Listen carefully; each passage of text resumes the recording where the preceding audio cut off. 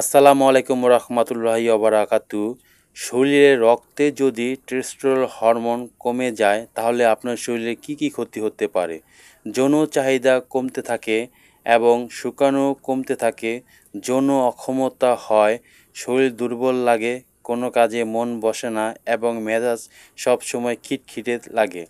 এছাড়াও আরও অনেক সমস্যাও কিন্তু আপনার হতে পারে যদি আপনার রক্তে এই টেস্টোস্টেরন হরমোন কমতে থাকে।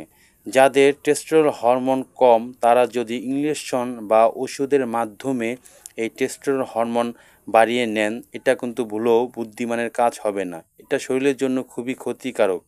কারণ ওষুধের দ্বারা আপনি টেস্টোস্টেরন হরমোন সাময়িকভাবে বাড়ানো যায়, কিন্তু এটা স্থায়ী হয় না। পরবর্তীতে সময় দেখা যায় এই ওষুধেও দ্বারাও আর কাজ হয় না। তখন শূন্যতায় থাকতে হয়। তখন দুঃখের আর কোনো শেষ থাকে না।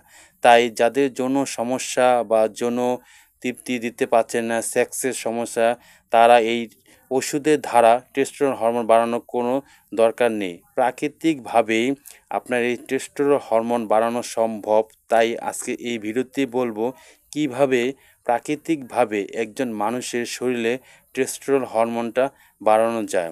টেস্টোস্টেরন হরমোন যদি বাড়াতে পারেন তাহলে আপনার যৌন ক্ষমতা অনেক গুণ বৃদ্ধি পাবে। আপনি সবল থাকবেন, আপনি যৌন দুর্বলতা হবেন না। সুপ্রিয় মুসলমান ভাইরা, ৫টি প্রাকৃতিক খাবারের কথা বলবো এবং কিছু খাবারের কথা বলবো যা আপনাকে সবসময় বাদ দিতে হবে। এবং ৫টি যে খাবারের কথা বলবো যেটা সবসময় বেশি করেই খেতে হবে। যদি এই খাবারগুলো খান তাহলে আপনার শরীরে টেস্টোস্টেরন হরমোনটা খুব দ্রুত বৃদ্ধি পাবে। তা হচ্ছে মটরশুঁটি, বাদাম, শিম, রঙিন শাকসবজি, ডিমের কুসুম, মাছের ডিম বা মাছের তেল, দুধ, মাখন, রসুন, আদা, দারুচিনি, কলা, ডালিম ও নারিকেল। এবং আমাদের দেশে সৃজনশীল যেসব ফলগুলো আছে সেগুলোই আপনাকে গ্রহণ করতে হবে। আবার কিছু খাবার আছে যা আপনাকে সবসময় পরিত্যাগ করতে হবে বা দূরে থাকতে হবে, যেমন চিনি, তারপরে মিষ্টি জাতীয় খাবার, কোল্ড ড্রিঙ্ক, ফাস্ট ফুড। চা ছাড়া চিনি খাওয়ার অভ্যাস করে নেবেন। যদি চা ছাড়া চিনি খান এবং তাহলে আপনার ডায়াবেটিস হবে না, তাই চেষ্টা করবেন চিনিটাকে অ্যাভয়েড করার জন্য।